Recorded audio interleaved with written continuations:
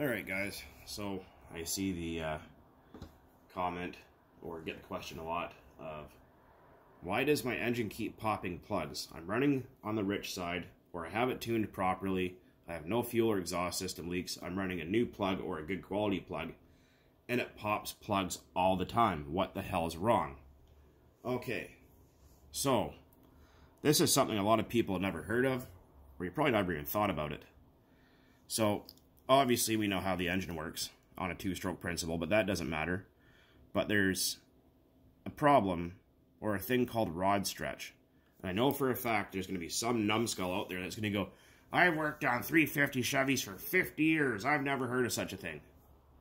Yeah, you probably haven't, because you probably don't know anything else. Anyways, you're probably stunned and like to eat your freaking wife's tuna salad every day, and you probably enjoy it too. Freaking weirdo. Anyways, so what happens is, and guys that build aluminum rod engines for like the NHRA and stuff will actually tell you this, and there's actually tools to measure how much a rod has shrunk or stretched. Piston dome compression, not compression ratio, but how much that piston in the top has shrunk. In huge engines like that, and race engines. It's actually a thing, if you Google it and look it up. And the same kind of thing happens here. Not so much the top of the piston, but what happens is, the top of the connecting rod in here, and the bottom, will become egg-shaped. And that will allow the piston to move just a little bit higher than it was designed to. And what that does is it changes the compression ratio. It'll spike the compression ratio and cause a detonation. Say if the piston's only supposed to come up that far, it might come a little bit closer and it'll pop that coil, or it'll look really distorted and funny looking, or it'll blow it out of there completely.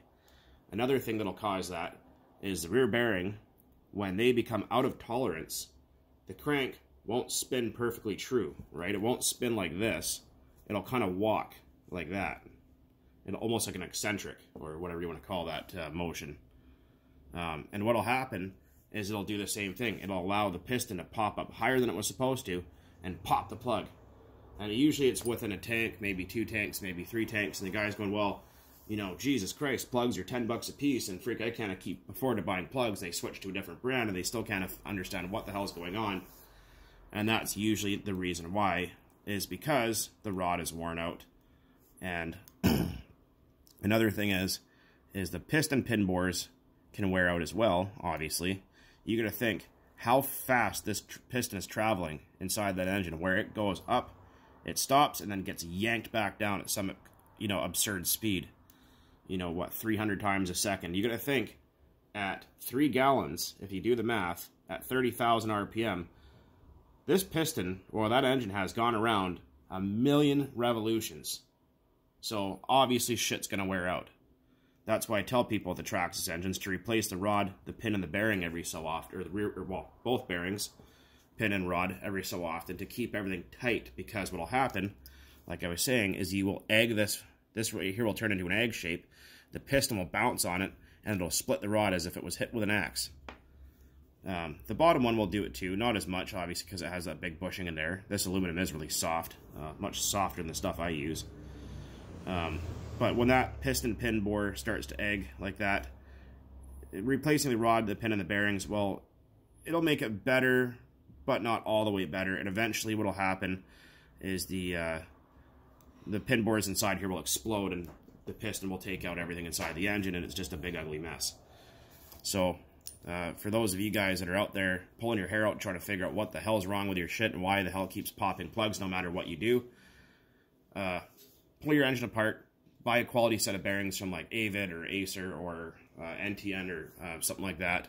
And you know who you are, and I'm not calling you out, I'm not trying to be an ass, don't use cheap skateboard bearings. They're not designed for that kind of RPM, they're not going to take that kind of abuse. They're much softer metal, they're going to go out of tolerance much faster. You use a good set of bearings in there, and replace these parts, and inspect for up and down play in here, and I guarantee you that'll fix the problem when you replace them. If the piston pin bore is really wore out, well, it's going to eventually need to be replaced too, because it's going to get worse and worse over time. But that's just something to think about. Running over rich won't kill glow plugs like people think.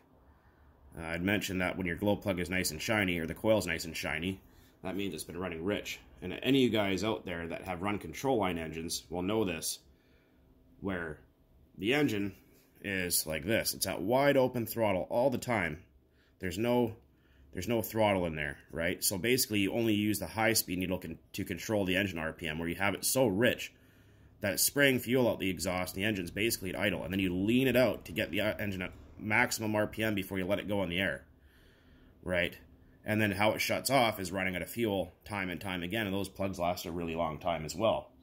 So obviously running overly to the point where it's falling on its face and popping and sputtering and carrying on, and sounds like Chewbacca, will overheat the tungsten on the plug, or overheat the plug, which is made of tungsten, or the coil is, and the platinum, which is on the tungsten, will burn away.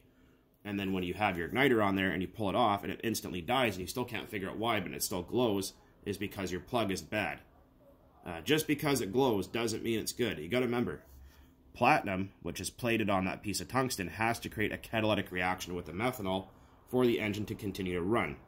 When you pull this off, that plug is still glowing because that reaction, like a catalytic converter on a car, once that fuel air is in there, there's a chemical reaction that keeps that glowing.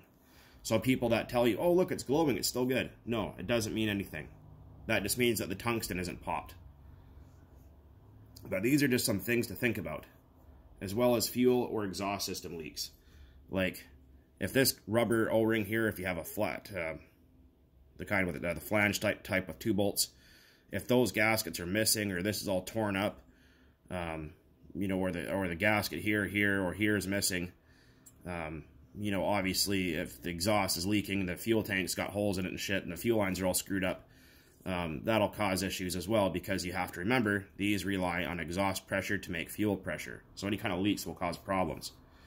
I've already done a video on why the front bearings don't seal the engine, and I had a guy tell me, well, I got a brand new engine, I sprayed soapy water on it, blew air in here, and it's still leaking. What the hell do I do? I said, you can replace it with another bearing. It'll still do the exact same because the front bearing doesn't actually seal the engine. You guys can go back and watch that video. But, like I said, I know this video is kind of all over the place. I do it unscripted. I have to remember everything off by heart. As well as my leg being excruciating pain, which it currently is. Not bitching, just putting that out there. But, rod stretch. It's a thing. It does exist. No matter what these idiots anywhere will try to tell you, oh, you don't know how to tune. You listen to the guy's video, the freaking thing sounds awesome. The guy knows how to tune. Fuck, why the hell does he keep eating plugs, bro? Pull it apart, replace the bearings, pin, and rod. I guarantee you that'll solve the problem. Guaranteed. I run into it all the time, especially with 3.3s. People bring them to me every day. I don't even film it anymore because it's so common. At one point, I had a Ziploc bag this big, full of connecting rods, wrist pins, and bearings for 3.3s. But I gave those to my buddy to make keychain art out of. Anyways, guys, as always, thanks for watching. I really appreciate you guys sticking around and all the nice comments. You guys are all 10 out of 10. There's a couple of you that aren't so nice, but go eat your wife's tuna fish salad. Anyways, guys, as always, thanks for watching. Later. More videos to come. Just trying to get back to the program here.